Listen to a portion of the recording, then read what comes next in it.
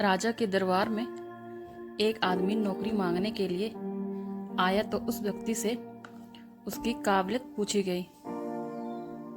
तो वो बोला, मैं आदमी हो चाहे जानवर, उसकी शक्ल देखकर उसके बारे में बता सकता हूँ।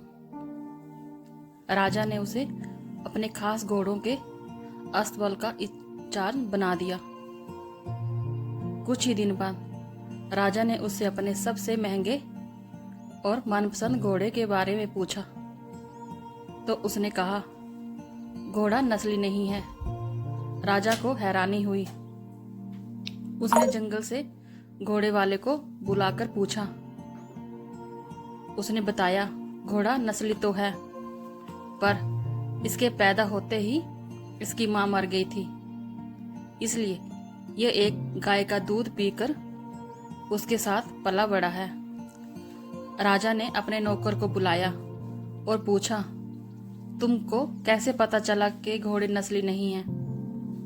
उसने कहा, जब ये घास खाता है तो गायों की तरह सर नीचे करके खाता है, जबकि नस्ली घोड़ा घास मुंह में लेकर सर उठा लेता है। राजा उसकी काबिलियत से बहुत खुश हुआ।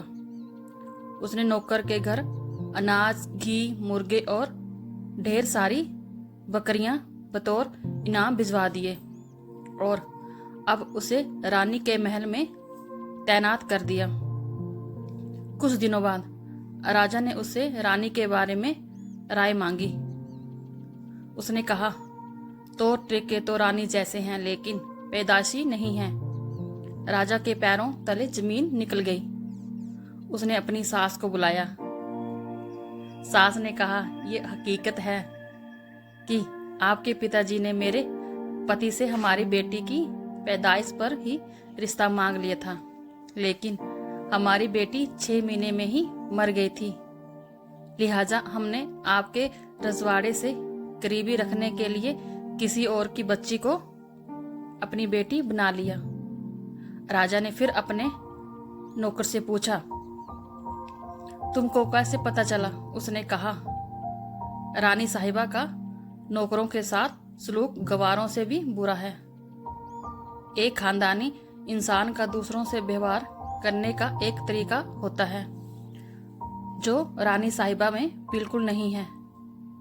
राजा फिर उसकी पारखी नजरों से खुश हुआ और फिर बहुत सारा अनाज, भेड़ बकरियां बतौर इनाम दी।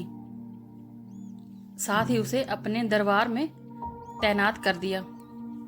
कुछ वक्त गुजरा। राजा ने फिर नौकर को बुलाया और अपने बारे में पूछा। नौकर ने कहा, जान की सलामती हो तो कहूं? राजा ने कहा,